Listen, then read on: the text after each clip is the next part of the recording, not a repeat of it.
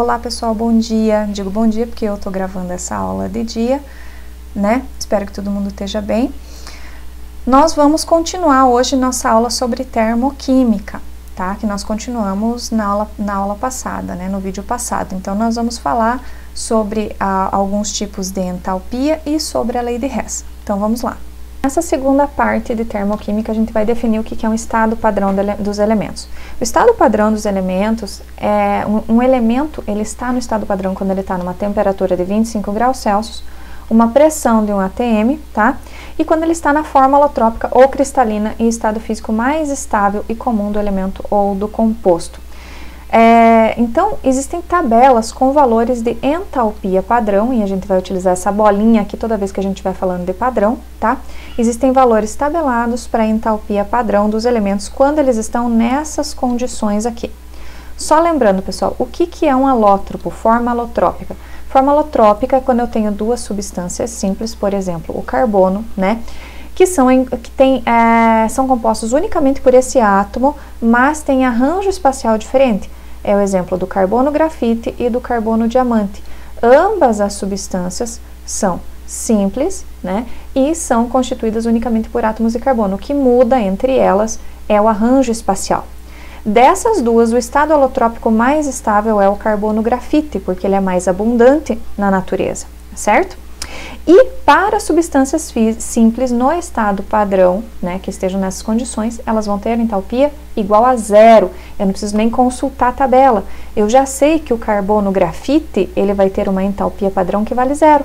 Por quê? Porque ele é uma substância simples, tá? Que está no estado padrão, né? E a entalpia dele, então, vai ser zero.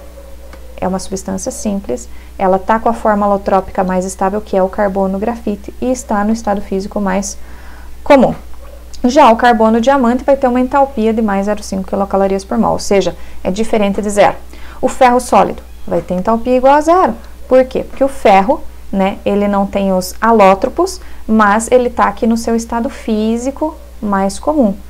Gás hidrogênio, ó, H2 gasoso, também vai ter entalpia padrão igual a zero, porque está no seu estado físico mais comum, considerando temperatura de 25 graus Celsius e pressão de 1 atm, ok? O que é a entalpia padrão de formação? A gente representa por ΔHF, tá? Padrão, bolinha, tá? Entalpia padrão de formação é a entalpia associada à formação, como o próprio nome já diz, de um mol de substância, supondo-se que elas estão no estado padrão, tá? Todas as substâncias envolvidas na reação. Por exemplo, a formação da água líquida, né? Ela pode ser representada por essa equação aqui. Eu tenho 1 mol de H2 mais meio mol de gás oxigênio formando 1 mol de água, tá? A entalpia padrão de formação é o ΔHF padrão, este valor aqui, de menos 285,5 kJ por mol, este valor é para a formação de 1 mol de água, tá? E supondo que todas essas substâncias aqui, né, que essa reação está se processando a 25 graus Celsius e 1 atm de pressão, para que a gente possa considerar esse valor aqui, tá? Os valores tabelados das reações, eles são obtidos a partir de experimentos feitos nas condições padrões, que são 25 graus Celsius e 1 atm. Se eu fizer essa mesma reação aqui em uma outra temperatura e outra pressão, esse valor vai ser diferente, tá? Como existem milhares de reações e milhares de possibilidades de temperatura e pressão que eu posso fazer essa reação, a gente padroniza para 25 graus Celsius e 1 atm, certo? A entalpia padrão de formação pode ser relacionada com a entalpia de toda a reação, porque veja bem, o que é uma reação? Uma reação, ela tem formação de produtos e decomposição de reagentes, certo? Isso que é uma reação. Para eu ter uma reação, eu tenho reagentes e produtos. Então, veja bem, os reagentes, eles têm a sua formação, né? Eles também são elementos e podem ser formados de alguma maneira. Então, os reagentes, eles também têm a sua entalpia de formação. Então, a variação da entalpia da reação vai ser o somatório da entalpia molar padrão dos produtos menos o somatório da entalpia padrão molar dos reagentes, tá? somatório, por quê dos produtos? Porque eu vou somar todas as entalpias individuais de cada um dos produtos. Nesse caso aqui eu só tenho a água, então é 1, né? Agora, nos reagentes eu tenho a entalpia padrão de formação do H2 e do O2, certo? Existem, como eu falei para vocês, tabelas desses valores, né? Olha aqui, entalpia padrão de formação, olha lá. Aqui, ó, entalpia padrão de formação do cálcio sólido, né? Em valor em quilocalorias por mol e quilojoule por mol. Por que é 0 aqui no cálcio sólido? Porque o cálcio está aqui, todos esses valores, tá, pessoal, são considerando 25 graus Celsius e 1 atm, tá? Ou seja, o estado padrão. Então, o cálcio aqui tá dando 0. Por quê? Porque ele está na sua forma mais estável, que é sólido, tá? E é uma substância simples. Então, substância simples no estado mais comum é 0. Óxido de cálcio tem um valor aqui em quilojoules por mol de menos 634. Vamos dar mais uma olhadinha aqui, ver se a gente tem mais alguma coisa. Olha o sódio sólido aqui, é 0. Lembra que eu não preciso nem olhar a tabela para substâncias simples no estado padrão mais estável. Então, esses valores são tabelados, tem nos finais dos livros isso daqui. Aqui, então vamos dar uma olhada de como utilizar essas entalpias padrão de formação para calcular a entalpia de uma reação inteira. Então, veja bem, aqui eu tenho o ácido hidrazóico com monóxido de hidrogênio formando água oxigenada e gás nitrogênio. Eu quero saber qual que é a entalpia desta reação, né? Eu não tenho a entalpia desta reação tabelada, tá? Mas eu tenho como calcular a partir da formação de cada um aqui. Se eu tenho na tabela a formação individual de cada um, eu consigo calcular essa daqui.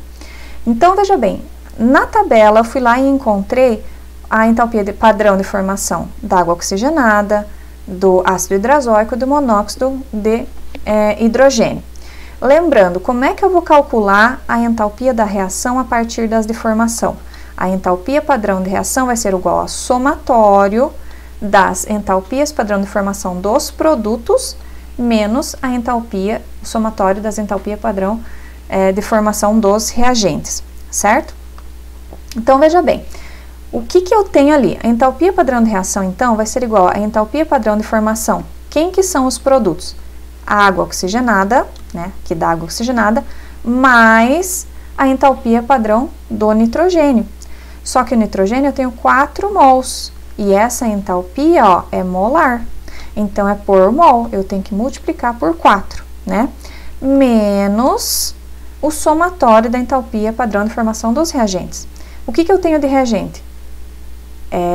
O HN3, tá aqui, HN3, a entalpia padrão de formação do HN3, que eu tenho que multiplicar por 2, porque eu tenho 2 mols, mais, porque é somatória, né, do NO, que é a entalpia padrão de formação do NO, que eu também tenho que multiplicar por 2, porque eu também tenho 2 mols, certo?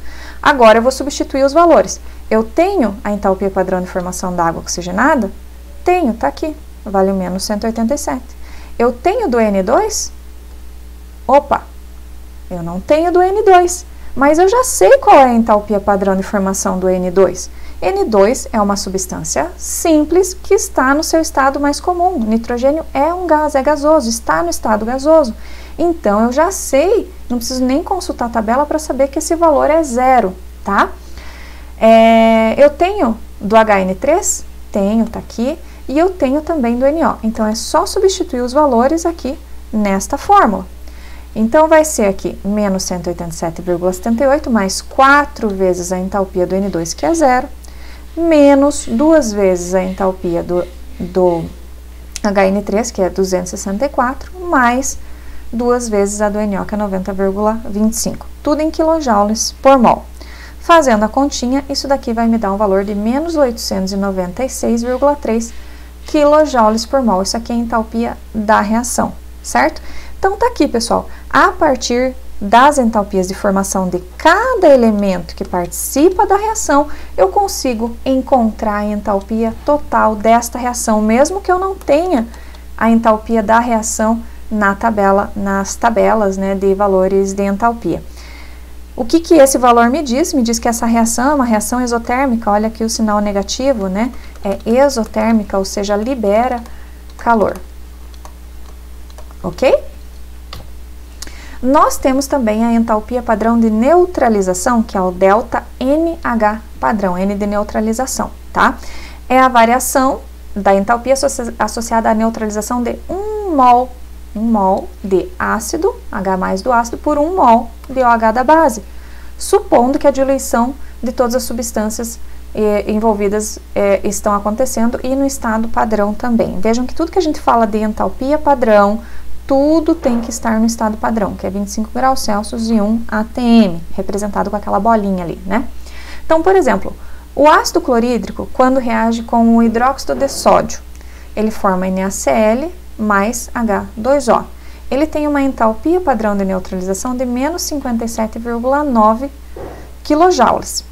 Já o ácido bromídrico com o hidróxido de sódio forma NaBr, ácido brometo de sódio, mais água. Ele tem uma entalpia padrão de neutralização de menos 57,6.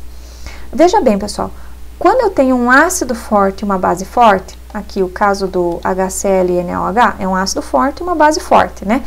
Eles estão sempre completamente dissociados. Então, eles vão possuir um valor fixo. Por quê? Considere ali o ácido clorídrico e o hidróxido de sódio, formando cloreto de sódio e água, tá?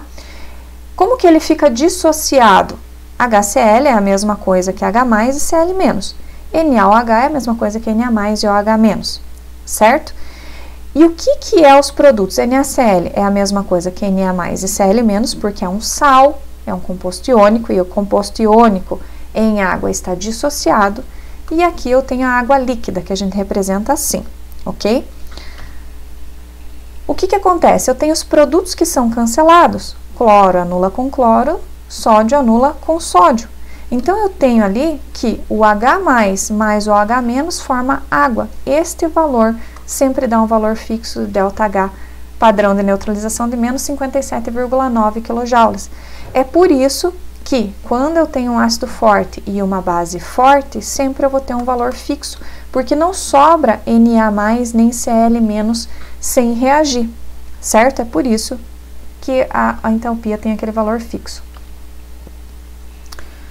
Nós temos também a entalpia padrão de ligação, tá? Que é o ΔL de ligação padrão, porque está acontecendo nas condições padrões. É a variação da entalpia associada à quebra de 1 mol de uma ligação química, supondo-se o estado padrão de todas as substâncias, tá? Veja bem, ligação, pessoal, quando eu tenho uma ligação formada, eu estou falando da entalpia, ou seja, da energia para quebrar 1 mol de ligação. Então, por exemplo, H2, formando 2H, né? Porque se eu pegar o H2, o que é H2? Hidrogênio ligado com hidrogênio. Se eu quebrar isso aqui, eu vou ter H e H, que é a mesma coisa que 2H, né? 2 hidrogênios gasosos, né? Então, eu tenho 1 mol de H2, quebrando isso daqui, eu tenho uma entalpia de ligação, 1 mol, né? Então, é a energia envolvida na quebra de 1 mol de uma substância química, uma ligação química, tá? Esse valor me dá 436 kJ positivos, tá? As quebras, pessoal, veja bem, eu tenho para ter a entalpia de ligação, eu tenho que quebrar uma ligação, certo? E para quebrar ligações eu preciso de energia, ela não vai sair se quebrando do nada. Então eu preciso fornecer energia para essa ligação. Logo, a energia das quebras são sempre endotérmicas, porque elas precisam de energia para quebrar, para acontecer. E a formação, que é o contrário, é sempre exotérmica, tá? Se um sentido da reação é endo, o outro sentido é exo. Então, a formação sempre vai ser exotérmica, ok? Então, as entalpias de formação, né, de quebra, são sempre endotérmicas. Olha aqui, a gente também tem valores tabelados para algumas ligações. Hidrogênio ligado com hidrogênio, a entalpia padrão de quebra é 436. Hidrogênio ligado ao oxigênio, 463. Olha aqui, presta atenção nesses três aqui, ó. Presta atenção nesses três. Nitrogênio ligado a nitrogênio, ele tem uma entalpia de 163 kJ por mol, certo? Já quando eu tenho nitrogênio ligado com ligação dupla com outro nitrogênio, ele precisa de uma energia de 409 kJ por mol para quebrar. E quando eu tenho nitrogênio ligado tripla, com ligação tripla com outro nitrogênio, ele precisa de uma energia muito maior, de 944 kJ por mol. Por que será que isso acontece? Veja bem, se eu tenho uma ligação somente para quebrar, eu preciso fornecer menos energia. Agora, se eu tenho duas ligações para quebrar, daí eu preciso de duas energias, né? Para quebrar, preciso de mais energia para quebrar aquela ligação. E para 3, eu preciso de mais ainda, certo? Então, a gente tem valores tabelados ali para as quebras das ligações. Acontece, pessoal, que essas ligações, né, a gente não tem um valor preciso para elas, então é feita uma média. Porque, por exemplo, quando eu tenho aqui COH, né, ou COCOO, esta ligação, essa quebra aqui com o oxigênio é diferente da energia desta quebra com o oxigênio. Mas na tabela eles colocam um valor médio entre a quebra com esse oxigênio e a quebra com essa, tá? Então, por exemplo, se eu quiser saber do ácido iodídrico, né? Ácido iodídrico é HI. Qual que é a energia, né? A entalpia de ligação do HI, do ácido iodídrico? Eu vou pegar aqui o iodo, tá? O iodo, e vou descer até ele encontrar o hidrogênio, aqui nesse eixo, tá aqui. Qual que é o valor? 436. Então, a entalpia de ligação do ácido iodídrico, do hidrogênio com o iodo, é de 436. E assim por diante, tá? Então, vamos pegar aqui um exemplo. Como que a gente vai calcular a entalpia desta reação a partir da entalpia de ligação das substâncias individuais? Vocês lembram que agora há pouquinho eu calculei uma entalpia de reação a partir da reação da entalpia padrão de formação de cada substância individual? A gente pode fazer a mesma coisa se a gente tiver a entalpia de ligação de cada uma das substâncias, tá? Então, o que eu estou querendo aqui? O que é 2HI? Significa que eu tenho duas ligações do hidrogênio com o iodo. O que é um Cl2? É cloro ligado com cloro. O que é 2HCl? Significa que eu tenho duas moléculas de hidrogênio ligado com cloro. O que é I2? Significa que eu tenho dois iodos ligados por uma ligação covalente, tá? O valor da tabela, ali do HI, dá 299. Se eu for naquela tabela que eu acabei de mostrar para vocês, dá 299, tá? Só que eu tenho 2 mols de HI, então eu tenho que multiplicar por 2, certo? Quanto que vale o cloro ligando com cloro? Se eu for naquela tabela que eu acabei de mostrar para vocês, eu vou ver que o cloro ligando com cloro, ele tem uma entalpia de ligação de 242, tá? Se eu for no HCl, eu vou ver que a entalpia de ligação do hidrogênio com cloro é 431 negativo. E eu tenho que multiplicar por 2. Mas como que eu sei, pessoal, que é um valor negativo? Se ali não está mostrando nada, quer ver? Vamos voltar aqui. Cloro, cadê o cloro? Aqui está o cloro. E aqui está o hidrogênio. HCl está dando um valor positivo de 436. Aqui marcou 431 que foi tirado de outra tabela, tá? Mas por que é 431 negativo? Porque, pessoal, aquelas entalpias que estão na tabela são entalpias de quebras. E eu acabei de falar para vocês que a entalpia de quebra é positiva e a entalpia de formação é negativa. Tá vendo que aqui o HCl está sendo formado? Então, a entalpia dele é negativa, tá? Mesma coisa o iodo. Se eu for lá e for ver na tabela, o valor do iodo é 151, iodo ligado com iodo, a entalpia de ligação. Porém, ele está sendo formado na reação, então o valor tem que ser negativo. E como é que eu calculo, então, com base nesses valores da tabela? Eu vou somar os reagentes e vou somar os produtos. Quanto que é a somatória aqui dos reagentes? Dá 838,8 kJ.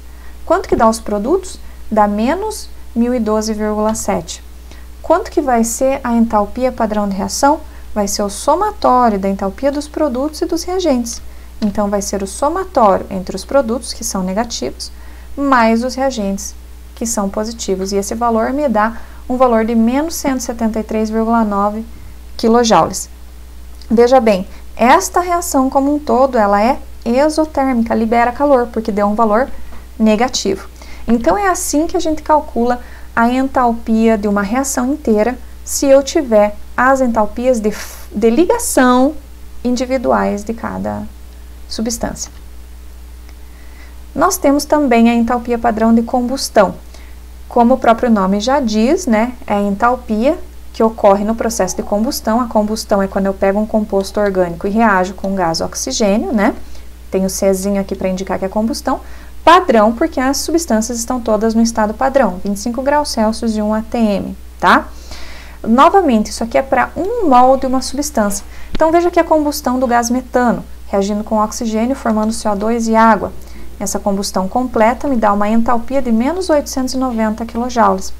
Esse valor de menos 890 é para 1 mol. Se eu mudar aqui para 2 mols, isso aqui já não vai ser verdadeiro, tá? As entalpias, se você olhar aqui nessa tabela, entalpia, uma tabela de entalpia das diferentes substâncias orgânicas aqui, da combustão delas, né? Sempre nos dão valores negativos, né? Por quê? Porque as combustões sempre liberam muita energia, então são sempre processos exotérmicos. E novamente, se você olhar aqui, ó, aqui eu tenho 1 carbono, aqui eu tenho 2, aqui eu tenho 6, vejam que a entalpia vai aumentando o valor absoluto. Quanto mais carbono, né, maior vai ser a entalpia de combustão. Veja bem, essas entalpias, né, nós temos entalpia de combustão quando eu tenho reações de combustão. Então, o cientista vai lá, o químico vai lá, faz uma reação de combustão nas condições padrão, 25 graus Celsius e 1 atm, obtém experimentalmente aquele valor de entalpia de combustão e coloca na tabela.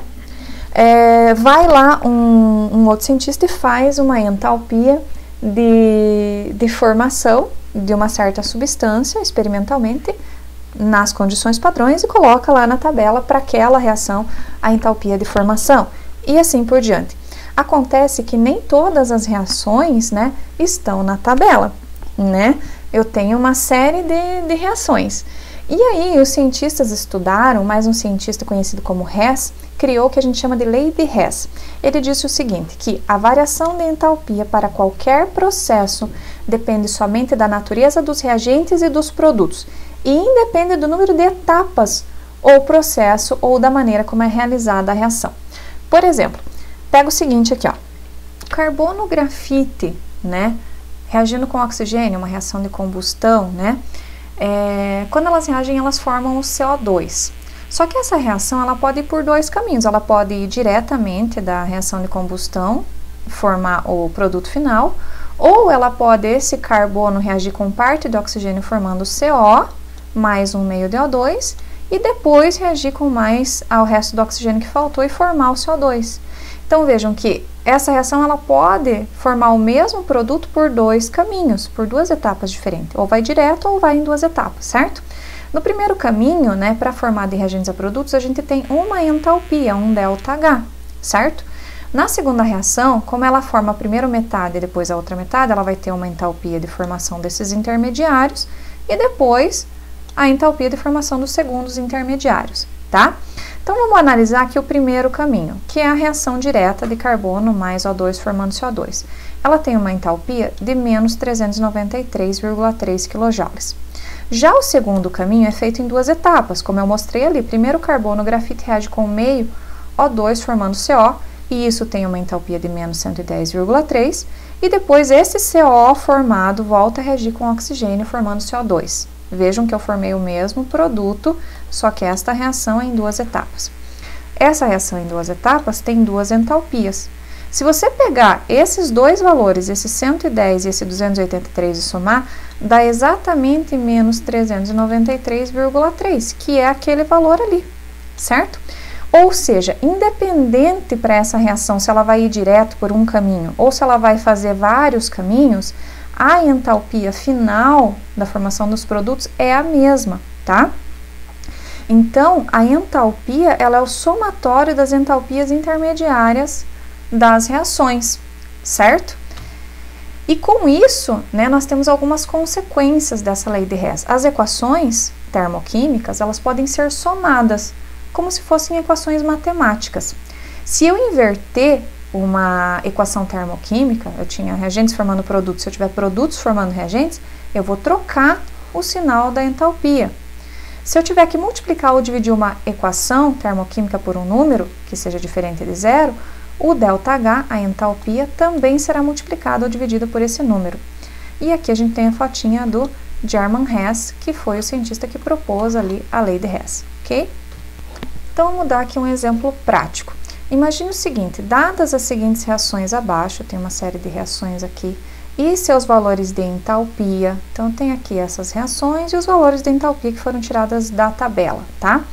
Prediga qual é o valor da variação da entalpia da reação de formação do gás metano. Então, eu quero saber a entalpia desta reação aqui, ó, desta reação aqui. Mas o que eu tenho, os valores que me foram dados, são essas outras reações aqui, que a princípio parece que não tem nada a ver, né? Então, como é que eu vou utilizar essas reações, esses valores de reações, para calcular desta outra reação? Nós vamos utilizar o princípio da lei de Hess, certo? Então, veja bem, eu vou pegar esses valores aqui, essas reações, e vou tentar, eu vou olhar o que tem nesta reação que eu quero, e o que tem nas reações que me foram dadas de igual, e vou tentar transformar nesta reação aqui. Como assim? Por exemplo, CH4, gás metano, ele está nos produtos. Então, eu tenho que pegar aqui uma reação que tenha gás metano. Qual é a reação aqui que tem gás metano? Esta reação aqui tem gás metano. Só que esta reação, eu tenho CH4, gás metano, nos reagentes. E eu quero que ela esteja nos produtos. Para que isso aconteça, eu vou ter que inverter essa reação, certo? Outra coisa, eu quero que tenha H2, gás hidrogênio, nos reagentes. Aonde que eu tenho gás hidrogênio? Aqui, ó. Aqui, ó, nessa outra reação, eu tenho gás hidrogênio nos reagentes. Então, eu não vou precisar inverter a reação. Porém, eu tenho que ter 2 mols de gás hidrogênio. E aqui eu só tenho 1. Então, eu vou ter que multiplicar essa reação por 2. Vou ter que multiplicar o ΔH também. Certo? Então, eu vou olhando passo a passo o que eu tenho em cada reação para transformar em igual. Então, vamos olhar ali. Aplicando as leis de Hess, essa primeira reação eu tenho que inverter, porque o CH4 tem que passar para os produtos, né? Então, invertendo a reação, como é que fica? O que era reagente vira produto, o que era produto vira reagente. E o que acontece com a entalpia? Aqui era negativo, passa a ser positivo. Se eu inverter a reação, eu inverto o sinal da entalpia, tá? Olha aquela segunda equação ali. Eu estou olhando o hidrogênio. Na segunda reação aqui, eu tenho o hidrogênio, que está aqui. Ele já está no reagente, eu não preciso inverter. Porém, eu tenho que multiplicar por 2. Por quê? Porque este hidrogênio precisa ser multiplicado por 2 para ficar igual tá lá naquela reação. Então, multiplicando por 2 toda a reação, eu vou ter 2H2 mais 1 mol de O2, porque 1 meio vezes 2 dá 1, formando, aqui era 1H2O, passa a ser 2H2O. E o que acontece com a entalpia? A entalpia era 68 kJ negativo, eu tenho que multiplicar por 2, dá menos 136 kJ. E a outra ali? A outra é só eu copiar igualzinho ela estava. Por quê? Porque eu tenho que ter carbono grafite nos reagentes, né? E eu já tenho carbono grafite. Encontrei. Não acredito.